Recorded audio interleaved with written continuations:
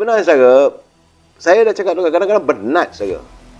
Kita rasa kadang-kadang penat tengok suasana politik negara kita, pentadbiran macam mana, suasana rakyat yang semakin terus tertekan. Memang kita penat saudara. Tapi kita akan jadi lebih penat lagi kita melihat, kerana kadang-kadang yang amat berhormat Perdana Menteri, dia melantik orang yang sentiasa mencipta masalah untuk menyelesaikan masalah. Jadi tentulah bertambah masalah. Itu saja. Bukan kita katakan tak betul, tidak, tapi bila lantik orang yang bermasalah untuk menyelesaikan masalah, tentulah bertambah lagi masalah. Saya tak mau sebutlah siapa pun, saya rasa saudara semua faham. Kita semua faham. Jadi saya amat mengharapkan agar Yang Amat Perdana Menteri supaya berfikir sebelum nak lantik orang itu, lantik orang ini dan sebagainya. Jadi saudara, sebab bila ditubuhkan jawatan kuasa khas jihad tangani inflasi, bagaimana pula dengan Majlis Pemulihan Negara? Sepatutnya kalau nak tubuh itu, bubarkanlah.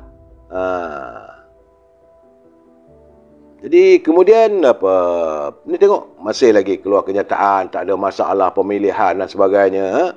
Jadi kadang majlis tu pun bukannya ada fungsi apa pun.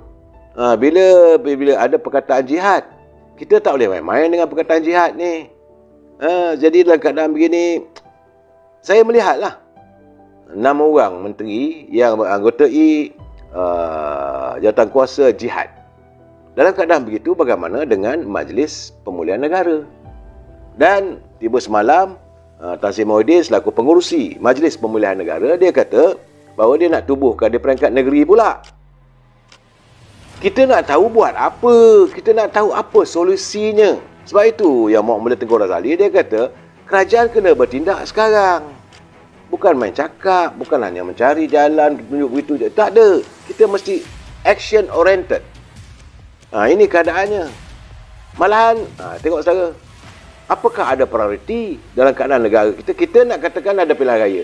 Jeda waktu untuk pilihan raya umum sekitar setahun saja. Itu kalau sampai habis.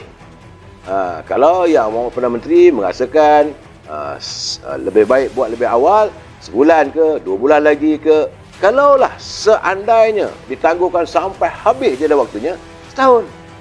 Jadi dalam masa setahun tu, apa prioritinya kita untuk melantik seorang timbalan Perdana Menteri ataupun melantik menteri-menteri yang baru?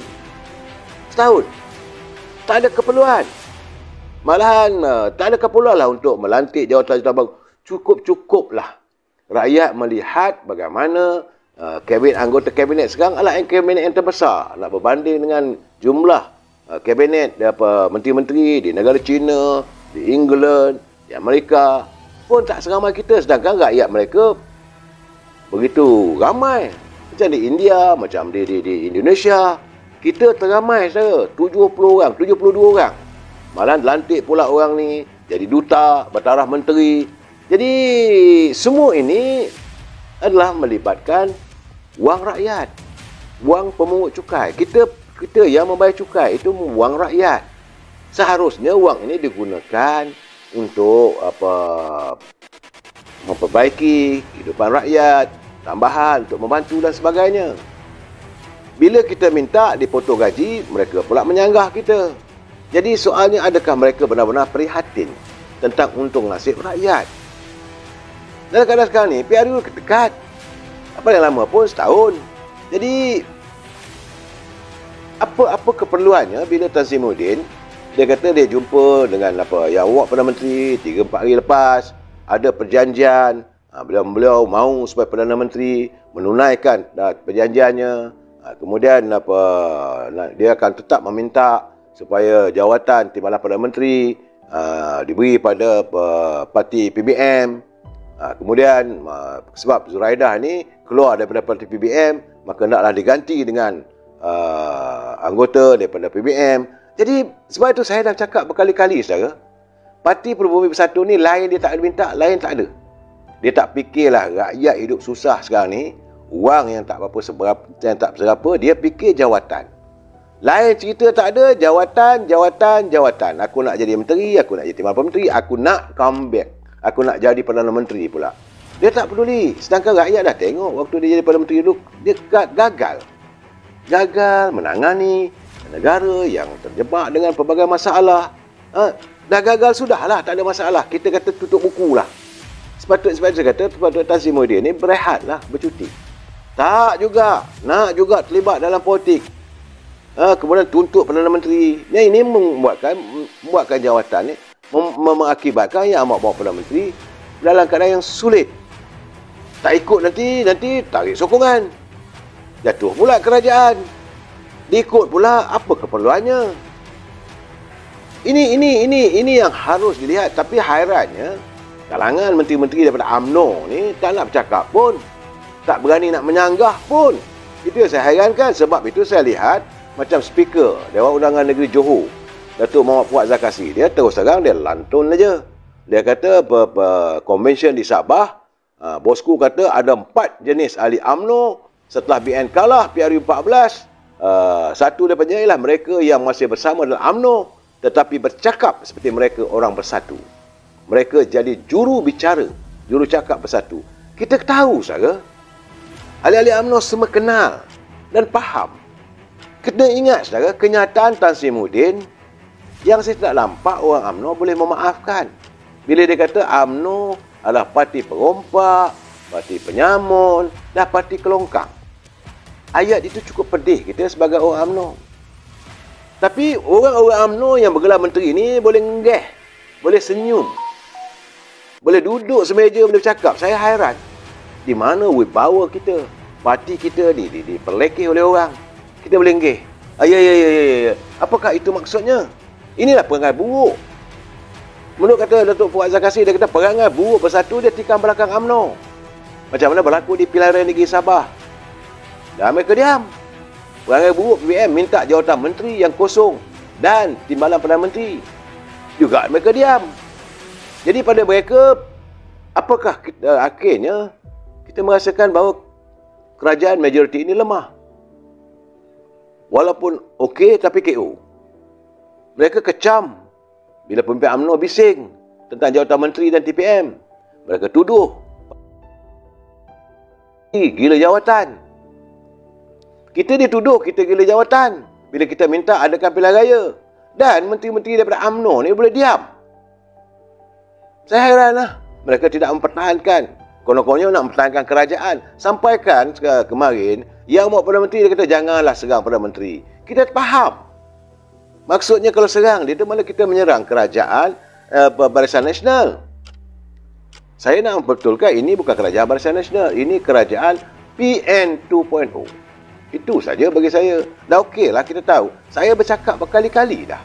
Seandainya berlaku sesuatu pada Yang Amat Berhormat Datuk Ismail Sabri, kitalah warga UMNO yang akan memapah beliau. Dia tidak akan ada simpati daripada parti PBM, daripada parti PAS. Mereka sekarang ni dia tengok, okey, tapi okeynya akan bawa KO. Sebab niat mereka nak bunuh UMNO, itu saja. Tapi jangan lupa saudara, sebab saya tahu ada usaha sekarang ni sedang dilakukan untuk memastikan UMNO ini dibatalkan pendaftarannya. Ini sedang berlaku saudara.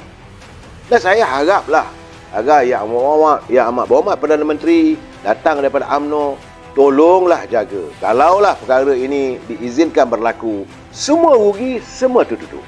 Sebab itu saya kata, kalau kita masih lagi melengahkan pilihan raya ini, kita masih lagi berbalah sama kita masih lagi saling tunding-menunding jari antara kita masih lupa diri, masih lagi yang mana yang pegang jawatan, masihlah nak kekal jawatannya. Bagi mereka yang jadi ketua bahagian, masih lagi nak jadi calon, masih lagi menyimpan dendam dengan presiden, letak kebencian, bahawa masih lagi pula nak berlindung, tokek barulah semua, masih lagi nak berpaut dengan Yang Amat Perdana Menteri. Mereka berpaut nanti itu dengan dahan-dahan, semua akan runtuh. Saya cakap terus terang saudara, kita akan runtuh. Tindakan anda tidak lain dan tidak bukan hanyalah membuat highway untuk Parti Keadilan, untuk Yang Amat Berhormat Datuk Seri Anwar Ibrahim digelar sebagai Perdana Menteri. Saudara, jangan lupa ini saudara. Saya cukup kuat. Sebab itu bila Datuk Lokman mengatakan bahawa dalam perjuangan begini apa semua, akhirnya besok UMNO terpaksalah nak tubuh kerajaan, nak bentuk kerajaan, berganding dengan Bersatu, berganding dengan PAS. Macam ada yang kata. Saya kata tak akan terjadi. Sebab keyakinan rakyat tidak mungkin. Macam mana PBM nak menang sedangkan macam di Paguh. Datuk Ismail, dia dapat 16,000, dia kekal. Kerana Tan Sri Muhyiddin dulu dia bertanding, dibantu oleh Parti Keadilan, dibantu oleh undi-undi daripada DAP. Ini realiti. Dan kalau ini berlaku, mereka ni macam mana mereka boleh menang? Kawasan-kawasan sekarang ni, daripada PBM itu, semua kawasan-kawasan yang dibantu oleh DAP. Dia tak usah nak buat macam mana pun saya akan berusaha untuk mengkaji, melihat. Tapi bila saya tengok benda ni, mulalah tekanan darah tinggi. Ini gambaran kita minta lah supaya ahli-ahli, kita sebenarnya peringkat akar umbi, kita tunggu. Kita tawaduk, husnuzun dengan pemimpin, bersangka baik. Tapi kalau pemimpin 3-4 kerat yang atas tu, mereka tak tahu tindakan mereka. Tidak lain, tidak bukan nak menghancurkan UMNO. Apa akan jadi bila kita tak ada kuasa nanti? Saya tahu Saudara Azhar Rabu, PH kencing. Memanglah hancing. Tapi jangan lupa, mereka tidak bertanding di bawah PH. Saya dah bagi tahu, saudara lihatlah. Saya melihat daripada kenyataan-kenyataan, tiap-tiap apa yang dia buat sekarang ni, Parti Keadilan akan bertanding di bawah parti mereka sendiri. Saudara jangan lupa saudara. Dan waktu itu air mata sudah tidak berguna lagi. Jika ini terjadi, kita apa nak ditangis lagi? Apa nak kita tangis sekali lagi apabila kuasa tak ada lagi? Maka jadilah warga UMNO ini kupang tembaga. Jadilah kita ini orang tidak ada nilai. Sebab saya dah bercakap dulu lagi saya. Sebab tu sebab kawan-kawan kata, kenapa tidak pergi bertanding? Saya kata saya tak mahu.